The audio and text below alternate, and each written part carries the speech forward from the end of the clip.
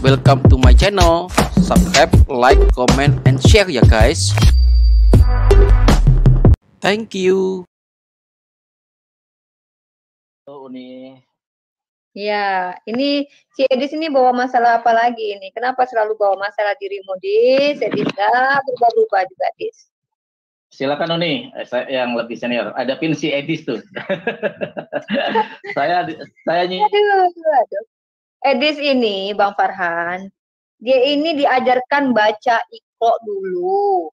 Nah, jadi baru diajak diskusi Bang Farhan. Mana huruf alif, ba, ta, sa, jin, baru bisa kita diskusi dengan Edis. Tuh. Jadi gimana Edis? Kamu benar ya udah punya istri ya Edis ya? Mana dia? Selama ini nggak ada istri dia. Ya saya tanya apa dia ini punya istri apa jangan. Jadi gini ya. Tidak mungkin orang melakukan sesuatu tanpa ada pemicunya. Ya, kecuali orang nggak waras. Contoh misalnya, orang nggak waras itu misalnya orang nggak waras itu dia guling-guling di jalan itu kan nggak ada ininya, modusnya apa, tujuannya apa, dia nggak tahu. Nah itu yang saya bilang orang gila. Nah kalau misalnya tuduhan-tuduhan dari Julius tadi mengatakan ya Petrus dan Tunggu, potong lagi. Enggak, saya mau jelasin gitu karena kamu fitnah. Gini, kamu saat kamu mengatakan narasi itu kamu bilang mengajak orang berpikir. Begitu saya bilang ngajak orang berpikir, kok kamu malah bilang saya tuduhan, nggak adil dong. Saya aja nggak bilang kamu nuduh.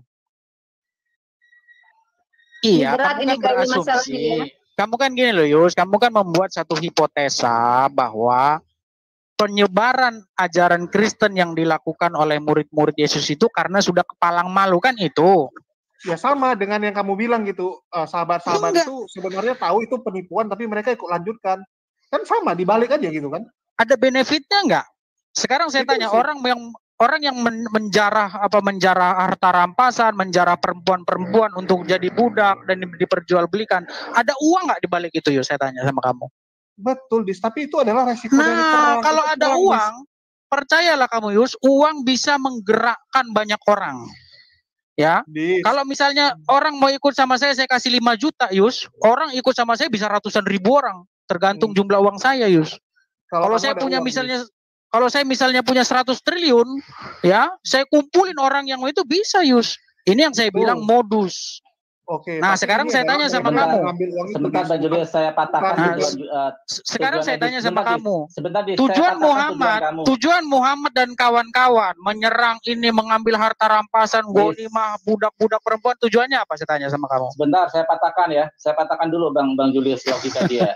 Kalau memang tujuannya untuk mencari keuntungan gitu, bahkan biaya untuk berperang, ya, ketika untuk peperangan, ya. Itu Utsman bin Affan, Abu Bakar As-Siddiq, miliaran disumbangkan untuk biaya perang tanpa dia meminta bagian sama sekali. Itu yang pertama. Yang kedua, untuk apa? Mereka mencari pahala. Bang Farhan sama Bang Julius saya potong. Ini masalah tentang harta rampasan diambil Nabi Muhammad, si Edi sewot ya. Gini, saya jelasin aja. Enggak, ini kenapa Bang Julius gini, saya potong aja deh ya. Kenapa kamu mempermasalahkan yang pernah diperintahkan Tuhanmu kepada Musa, Edis? Musa itu diperintahkan mengambil upeti, Edis. Bahkan perawan-perawan pun diperintahkan untuk mengumpulkan. Kenapa kamu mempermasalahkan sementara di kitabmu sendiri ada tertulis Tuhan perintahkan mengumpulkan upeti dan mengambil harta rampasan? Para nabi itu memang mereka perang, kemudian ketika ada harta rampasan yang harus diambil, masa harta rampasan mau dibiarin gitu aja terus dibagikan ke orang yang menyerang kita? Kamu cacat logika, dan itu pun tertulis di kitabmu dengan indahnya di dalam Bilangan 30:31. Kamu lihat, bacalah dulu. Kamu analisa dulu Bani Israel ketika diperintahkan berperang. Enggak lebar ini komparasi apa yang di dalam kitab. Ya, ini yang menyatakan bahwa Allah yang kita sembah dengan Allah yang disembah oleh Musa itu sama. Cuman yang disembah oleh Kristen ini kan beda. Jadi mereka menggunakan yang beda gitu. Sekarang saya tanya, Ripa, saya tanya sama kamu. Waktu Musa membawa orang Israel keluar dari Mesir, Ada nggak yang menyerang mereka? Saya tanya kamu. Buktinya Tuhan perintahkan Musa berperang, mengumpulkan anak-anak Israel, kemudian berperanglah. Terus Tuhanmu iseng menyuruh Musa berperang. Iya, kenapa saya tanya? Lah tanya Tuhanmu lah, kenapa dia membunuh suku Amalek? Ya makanya kamu nggak, karena kamu nggak tahu. Kalau kamu nggak tahu, saya nggak mau bahas itu. Nanti buang-buang waktu. Gini loh, saya bilang gini. Saya bahas. Ada nggak perjanjian? Ada nggak perjanjian? Gini loh, Rifa. Gini, dengar dulu. Diam dulu, saya dulu. Kamu diam dulu. Gini ya. Kamu tahu nggak karakteristik Tuhan Bani Israel dengan Tuhan umat Islam itu hampir sama kalau kita lihat ya, walaupun memang ada perbedaan, kami tidak menerima kalau ada perlakuan Tuhan yang berlebihan karena Tuhan tidak seperti itu. Tetapi tertulisnya di dalam kitabmu, Tuhan itu memerintahkan bunuh suku Amalek dengan yang menyusui bahkan binatang ternaknya. Allahu alam apa masalahnya dengan Tuhanmu? Aku nggak tahu itu. Nah di dalam kitab, kalau kamu nggak tahu jangan dibahas. Itu tertulis karena kamu nggak tahu. Iya, kalau kamu nggak tahu permasalahannya, jangan kamu bahas. Kamu tahu kan dengan apa yang terjadi pada suaramu. Kamu juga nggak mau tahu kan? Suaramu putus-putus, Rifa. Julius, putus-putus ya? Halo?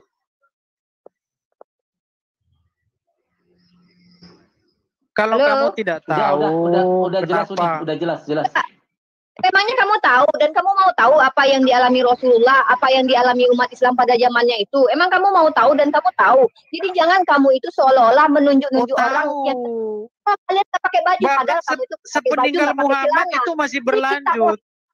Kan sepeninggal Muhammad masih berlanjut nggak? Nggak, saya tanya hukum untuk melakukan ekspansi itu sepeninggal Muhammad masih berlaku nggak? Alah, nggak usah banyak cerita. Saya tanya dulu itu masih berlaku atau tidak? Kamu bingung jawabnya. Musa berperang, perintahkan Ibrahim berperang, kemudian iya itu tidak berlaku lagi. Itu hanya berlaku kepada orang Amalek. Untuk orang Amalek. Berarti Tuhanmu pelin-pelan. Kok pelin-pelan? Ya karena kamu tidak tahu kenapa orang Israel dibawa keluar dari Mesir. Di Quranmu nggak ada alasan orang Israel dibawa keluar dari Mesir. Jadi Tuhan yang versi manusia lebih baik, lebih bermoral daripada Tuhan versi roh. Ketika dia jadi roh, dia tuh main bunuh-bunuh aja. Ketika dia jadi manusia, tiba-tiba tanpa berpikirkan etika dan akal sehat, Edis. Kami ini orang Islam ini diperintahkan menggunakan akal sehat. Nggak bisa menerima seperti yang kamu terima itu. Imani saja. Sorry, Edis. Kamu mengkritisi apa yang ada di dalam Islam yang justru lebih mengerikan di dalam kitabmu. Malu harusnya jadi kamu ini. Kalau aku jadi kamu, udah sembunyi aku di dalam lemari, kunci dari dalam, nggak keluar-keluar lagi aku. Iya, malu aku jadi kamu loh. Ini mengkritisi ajaran Islam, sementara di kitabmu lebih mengerikan, lebih menyedihkan isinya. Kan malu jadi kamu harusnya kan? Jadi lucu kamu nih, Edis. Malu-maluin. Udah pulang kamu. Kaki cuci tangan, minum obat cacing, tidur kamu.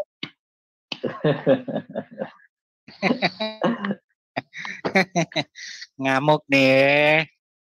Bukan mengajari orang seperti kamu sama mengajari anak SD harus dimarahin karena kamu tuh bebal. Kalau seandainya orang seperti kamu ini ada orang-orang seperti misalnya yang lain-lain lah kayak Pak Lukas, dia berdiskusi dengan benar, dengan baik, ada komparasi yang jelas. Ini kamu ngomong kemana-mana, menggiring opini. Apa yang kamu kritisi itu lebih mengerikan di dalam kitabmu. Coba kamu bahas kitabmu itu lebih dulu. Ada apa itu Tuhan kok suruh bunuh suku Amalek sama binatang ternaknya? Gila nggak kayak gitu? Kalau kamu mengkoreksi ajaran Nabi Muhammad, lah perhatikan Tuhanmu di kitabmu dulu, gitu loh. Jadi benarkan yang ada pada kita dulu, baru kritisi yang punya orang. Itu iya masalahnya kamu saya tanya, kenapa orang Amalek ditumpas, kamu nggak tahu jawabannya. Kalau kamu tahu jawabannya, saya mau diskusi sama kamu. Kamu mempermasalahkan apa yang ada pada diri Muhammad SAW yang jelas-jelas pada masa itu. Semua ketika Muhammad sudah mati, perintah untuk melakukan ekspansi itu masih berlaku atau tidak? Saya tanya kamu. Kami tidak diperintahkan memerangi orang yang tidak memerangi kami. Kami boleh memerangi orang yang memerangi kami di dalam akidah kami. Di mana? Di mana tulisannya itu tidak ada? Baca Al-Quran. Alah, kamu pula mengajari orang Islam Al-Quran. Ayat ke-29, perangilah orang-orang yang tidak beriman kepada Allah dan tidak beriman kepada Rasulnya dan hari kemudian. Yang memerangi kami. Enggak ada di situ yang memerangi. Berarti tunjukkan ayatnya bahwa itu memerangi. Tidak ada. Itu perangilah orang-orang yang tidak beriman kepada Allah dan Rasulnya dan hari kemudian. Yaitu orang-orang yang diberikan kepada mereka kitab sampai mereka membayar jizyah dalam keadaan patuh tunduk. Ya iyalah, bayar jizyah. Bayar pajak. Kamu bayar pajak nggak bayar? Hidupmu aja sekarang kok. Sekarang saya tanya, hukum itu masih berlaku nggak setelah Muhammad sudah mati? Buktinya sekarang kau bayar pajak kan? Kutanya, kau bayar pajak nggak sekarang? Di situ nggak ada bahwa mereka itu memerangi Islam, itu nggak ada. Mereka itu tidak ada di situ. Perangilah kalau mereka memerangi kamu, nggak ada gitu bunyinya. Bunyinya qatilu. Perangilah, bunuhlah orang-orang yang tidak beriman. Bukan kalau memerangi. Dengar Edis ya, ayat di dalam Al-Quran bukan cuma itu, la ikraha fiddin. Makanya saya bilang, saya merasa tidak satu muslim pun yang lebih ngerti Quran daripada saya. Coba kamu tampilkan ayatnya atau bait 29, bunyinya bagaimana? Di situ tidak ada kata-kata kalau mereka memerangi, nggak ada. Jelas di situ bunyinya perangilah. Qatilul. Itu ada. Ya jelas. Mana? Nggak ada di situ kalau memerangi, nggak ada. Perangilah kalau mereka memerangi, nggak ada. Nggak ada begitu bunyinya. Tidak ada. Lah, ada. Katanya kau pandai Al-Quran. Nggak ada la ikraha fiddin di dalam Al-Quran rupanya. Ada. Ada. Saya tidak membahas itu. Saya membahas At-Taubah ayat 29 atau 39.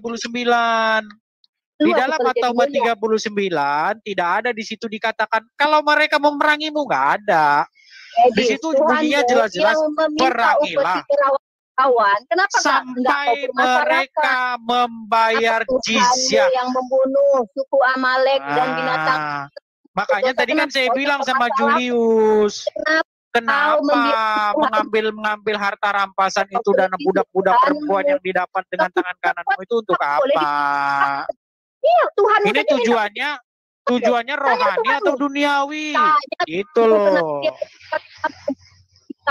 Dia ayo tanya samamu di dalam bilangan ya, makanya saya merenungi sangat dalam omongannya Muhammad Kace.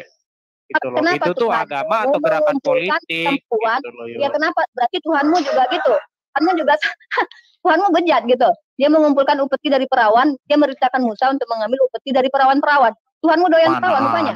Semacam itu tidak ada. 31 kau baca bilangan 30, 31 pasal 25 sampai 34 kau baca.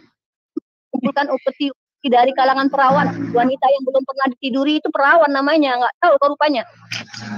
Iya, kalau kamu baca Bible itu baca semuanya dari A sampai Z.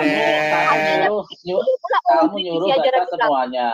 Kamu Al-Quran kamu ambil satu ayat, sedangkan kamu Bible suruh ngambil semuanya. Kamu nggak tahu ayat. Masalahnya At-Taubah itu nggak nyambung. Mereka yang tidak mengakui aku sebagai raja, bawa ke depanku, pancung di depanku. Yesus berkata seperti itu. Jadi melebar kemana-mana. Ayat Al-Quran itu banyak yang tidak berkaitan antara satu sama yang lain. Makanya kalau baca Quran itu satu ayat juga bisa. Ayat Al-Quran itu beda dengan Bible. Kalau Bible itu satu perikop. Beda lah. Bible itu satu perikop bacanya. Kalau Quran dibanding Al-Quran. Bible itu penuh bohongan, penuh penipuan, masa disamain Al-Quran. Ya kalau Al-Quran ayat 1 sama ayat 2 aja kadang nggak nyambung kok. Ayat 1 sama ayat 2-nya nggak nyambung. Kaunya aja yang nggak nyambung, kau yang nggak paham, tapi nggak perlu kau. Loh, kok nggak percaya? Kau nggak percaya kau pula. Kau tak bersunat kau pula yang paham Al-Quran. Sorry. Al-Quran itu untuk orang yang disucikan. Sunat dulu kau, baru kau pandai baca Al-Quran. Baca bahasa aja kau nggak jelas. Mau ngajari pula orang Islam baca Al-Quran. Kan, balik lagi kan, Nurwijaya. Udah lah gini aja lah, saya dites aja. Saya dites aja lah, baca Nurwijaya lah. Daripada begini terus lah. Repot nih. Di kau ya Edis, aku cari tali Edis. Iya, malu aku jadi kau. Gini aja Ripa. Kamu tulis sekarang. Kamu tulis tulisan Arab. Kamu tulis huruf hijaya di buku, baca di open camp. Saya baca sekarang, bisa nggak saya baca tulisan Arab biar kamu nggak pindah terus. Aku cari tali. ku gantung diriku, terus aku kayak si Yudas, tertelungkup pecah perutku Edis. Kayak gitu kalau jadi kau. Malu jadinya ya, malu jadi kau ini sebenarnya Edis. Masuk Hominem. Hominem, tanda-tanda sudah keok nih. Ini orang kecil nggak bisa diajari dengan cara akademis, nggak bisa. Diajari dengan cara baik-baik tak bisa. Kau memang harus digampar dengan kitabmu sendiri. Biar kau sadar, biar kau nggak malu. Iya, kamu bikin aja tulisan hijaya, huruf hijaya. Kamu tulis di kertas. Kamu buka open cam kamera kamu. Kamu bilang sama saya, Edis, ini huruf apa? Gitu. Hidup kau aja berpajak sekarang. Jangankan Rasulullah, Pak Jokowi aja membolehkan berpajak sekarang. Hidup kau aja motor berpajak. Hidup kau pun berpajak. Zaman pajak kalau di negaranya yang mungut presidennya. Lah Muhammad emangnya loh sekarang saya tanya. Kalau memangnya Nabi itu hidup kaya? Kalau orang Islam datang ke Romawi, orang Islam datang ke Spanyol, memangnya presidennya orang Spanyol, orang Islam sehingga harus bayar jizyah sama mereka? Tidak, mana sih? Kalau udah jadi negara kaya iyalah. Buktinya kita itu bayar pajak sama presiden kita, bukan sama pasukan muslim. Gimana sih? Kacau ya. Itulah mungkinnya apa? Tahu yang repot. Zaman itu Rasulullah ini pemimpinnya. Sekarang tanya sama analogi kalau kamu bilang kayak gitu ya. Ketika Belanda menjajah Indonesia, apakah Belanda pemilik Nusantara? Tapi mereka memungutin pajak dari pribumi. Itu agama kamu. Ya itu namanya penjajahan. Nah, itu namanya penjajahan. Kristen agama penjajah kan? Kristen agama penjajah kan? Ada POC mengatasnamakan otak kamu. POC tidak mengatasnamakan Kristen. Tidak ada POC mengatasnamakan. Ya, oke teman-teman semua ya, kita sudah lihat ya diskusi yang sangat mantap jiwa ya dari Edis TV ya. Oke teman-teman, bila teman-teman terberkati dengan siaran ini, subscribe, like, dan share video ini guys ya. Kita ketemu lagi di video selanjutnya. Tuhan Yesus memberkati kita. God bless you guys. Welcome to my channel. Subscribe, like, comment, and share ya guys. Thank you.